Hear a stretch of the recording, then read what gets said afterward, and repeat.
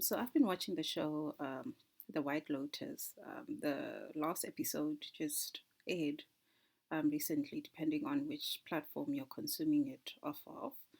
I know a lot of people have been saying that season three wasn't as good as the last two seasons, season one and season two. But I personally enjoyed it. I do agree that it was slow to start, right? So it was dragging a bit in the beginning, I must say. But there were a lot of really good moments throughout, especially the first few episodes, So I personally enjoyed it. And after the last I think the last episode sort of crystallized everything. So I don't think I'm the only person that's currently rewatching it because of that last episode and everything. There's a whole bunch of things that are jumping out now that we've watched the last episode, because it kind of, like I said, it crystallizes everything, right? So the show really made me think about human relationships and human, interactions. I am a proponent of technology. I love technology. I love everything about it. I think it can move us forward as the human race, and it can get us very far.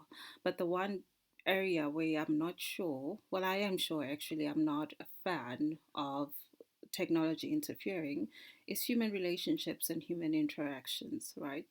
So I run a dating platform or a matchmaking business, let me put it that way. And a lot of people always ask me, why don't you build, you're a tech person, why don't you build an app, an online platform?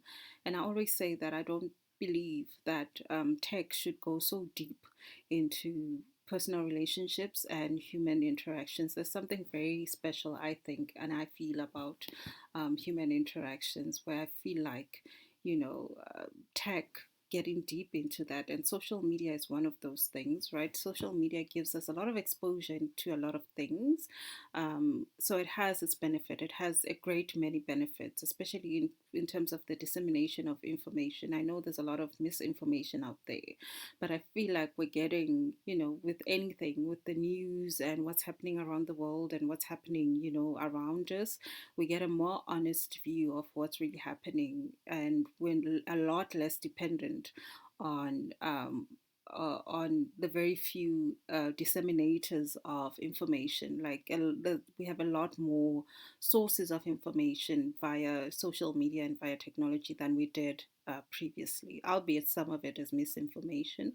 But there's so much information that is, across the net,